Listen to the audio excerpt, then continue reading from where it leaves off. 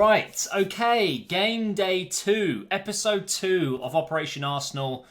And yeah, we're already there. We lost 1-0 to Stoke, away from home, of course. Oh, God, I hate this fixture. I hate it so much. You know, I woke up this morning and I thought, it's Stoke away. We did much better last year than usual. We beat them 4-1, I think it was. And normally this fixture is just horrendous for Arsenal. Not only do, the Stoke fans completely abuse us and take the piss out of us, they boo Aaron Ramsey when he's on the ball because he got his leg broken there. That's definitely deservedly booing him. Right, that makes sense. They love tormenting Wenger. And, every Arsenal fan will agree it is always a terrible fixture for Arsenal and a lot of other teams, in fairness. But you got to remember, Stoke aren't the Stoke that that they were kind of 2 or 3 years ago, where they just lumped the ball forward to what's his name, Crouch. And they're a better side now. There's no doubt about it. They've got quite a few good players in there, technical players.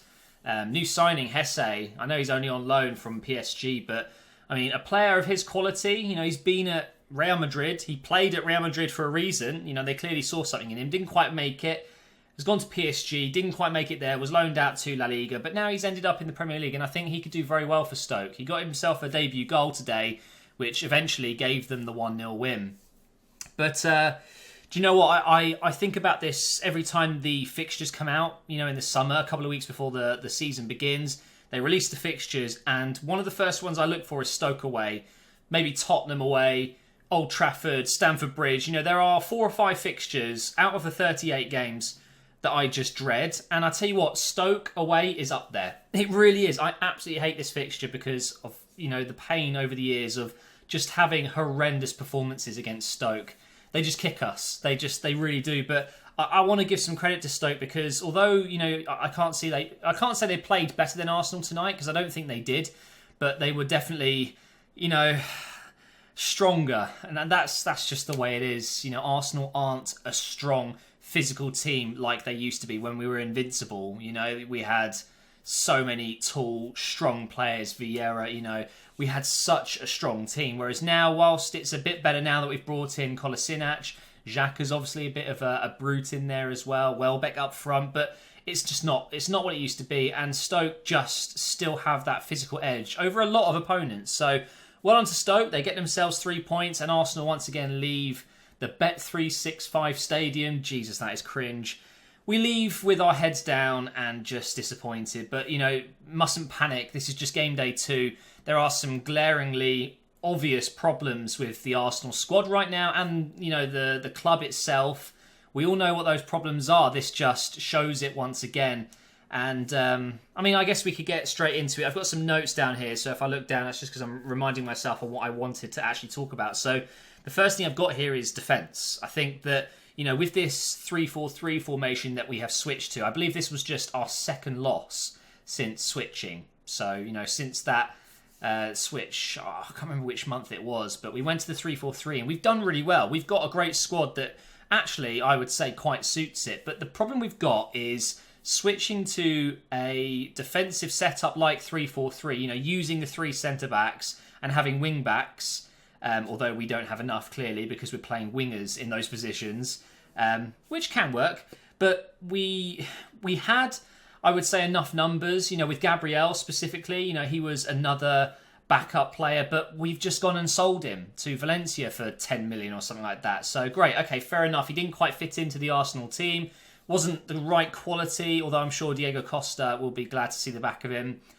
We've sold him, and, once again, we end up playing with 3 wing-backs, or full-backs, I should say, as centre-backs. Mertesacker was on the bench. He should have been playing. I know it's Mertesacker, but maybe someone like him would have been really good instead of Monreal. Monreal, he's, 5'11", 5'10", and he's playing as the main centre-back with Kolasinac, who I actually do think he does a good job at left centre-back, but he's so good and more effective on the wing, on the left wing, or left wing-back, left midfield. He's so much more effective there.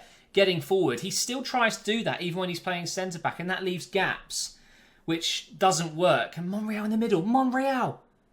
Mustafi's a great signing. I still think he will come good, but he still hasn't settled into this team, and he looks just clumsy. He looks like he's got a mistake in him all the time. I'm always worried, especially on the counter. You know, there's something about Mustafi that just isn't right. And I think you've got to play him in the middle. I think Koscielny, Mustafi, and then a new centre-back. You know, whether it's Van Dijk, whoever it is, I don't care at this point, as long as they're good enough and, you know, can slot into this team and help us. I think Mustafi in the middle is better than Mustafi at right centre-back. That's just my opinion. Obviously, Wenger is the tactician, the master, and he prefers Mustafi playing on the right. It just didn't make sense to me. For me, Mertesacker should have played in the middle. If he's fit enough for the bench, he's fit enough to start against a very physical team like Stoke. We needed that height. Put him in there. Monreal at left centre-back. That makes it a little bit easier for him because he always plays on the left. And then maybe Mustafi is better there as well because he's got Mertesacker to cover him. I don't understand the lineup. I really don't. Maybe today wasn't a good day to go to the 3-4-3 because clearly Koscielny's still not fit. Monreal isn't good enough as a main centre-back. I could go on about it all day, but the fact that we've sold Gabriel just means now 100% we have to bring in a new centre-back, maybe even two. I mean, I don't know what's happening with Chambers. Maybe we offer him to Southampton as a swap deal with Van Dijk. You know, Chambers plus 50 million. Just do it. Excuse my language. I just get so angry. I should say that these videos will probably be a lot ruder than my normal ones. So there you go. There's a warning for the future. I really feel like we need to invest in a centre-back. It's as simple as that. I've talked about Stoke looking decent. I think Hesse is a very shrewd loan signing. I think he'll do well this year. Lacazette up front today, I thought, had his moments. He scored a goal. He did score. It was a brilliant finish, but it was offside. And when you look at the replays, it's debatable, but you know what, fair enough. We can't have them all. You know, we've had goals conceded where it was, you know, clearly onside. They gave it offside. You know, it comes around. It's karma. Whatever. We should have been winning this game regardless of decisions. We had a lot of chances. And I think Lacazette, although it's just his second, you know, Premier League game, he looked just, I don't know what the word I'm looking for is. He just looked a bit distant. I don't know if he's just finding it a little bit much. It's a lot to take on, you know, coming into the Premier League from the French league, and maybe it's all just a bit too much for him. I don't know, but he had moments. There was a bit where, you know, someone put it into the box. I think it was Bellerin or Oxlade, and his first touch was just so bad that what would have been, I would have said, a very likely goal turned into a chance gone just because he couldn't control the ball. And then, you know, you've got Welbeck next to him, who, let's be honest, I've already said, you know, in the last episode of Operation Arsenal, I love Welbeck. He's a great runner. I think he makes intelligent runs. He always gets in great positions to score, but he can't finish. He just cannot finish. He has no balance. He's falling over all the time. If he could finish, he could score 20 goals a season, maybe even 25. He gets in those positions a lot where you think, we're going to score. Oh, it's Welbeck. No, we're not going to score. And he should have passed it a few more times other than going for the shot. I think Welbeck is a very frustrating player to watch. And I know Arsenal fans will agree. And I know Man United fans will agree as well. That's part of the reason that they didn't mind him going. I know some were sad, but I think if you're a Man United fan and you've watched today's game, I think you'll probably feel relieved because Welbeck, although he was, you know, brought through your academy, he was never going to be good enough for Man United, and he's never going to be good enough for Arsenal. He's not a starter, and if he is a starter, he comes off in the second half and we put someone else on, like maybe Giroud, and maybe move Laka out onto the left wing. I don't know, but I really found it frustrating watching us go forward tonight. I think Ozil had moments where he did well. I think Oxlade is probably one of our best players at the moment, but he is being wasted at left wing back and right wing back. But where else does he play? You're not going to put him at right wing where Ozil is, you know, so I guess you kind of have to put him at right wing back. I think he's miles ahead of Bellerin right now. I think Bellerin, he was playing on the left at some points, and it just blew my mind. It's like we clearly just do not have the right players available or just at the club. It's very frustrating. But I've also got down here again, don't panic. I think a lot of Arsenal fans are guilty of panicking.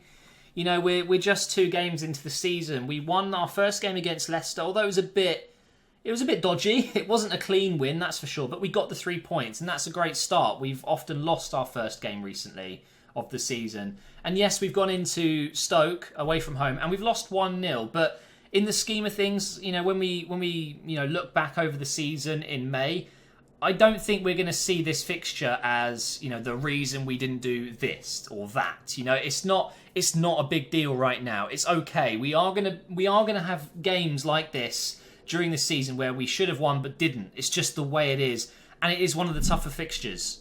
We've got it out of the way. I'm sure Wenger is so relieved that this one is over. He hates this fixture, and I know all the Arsenal players probably feel the same. They probably absolutely hate it. They were probably dreading this game.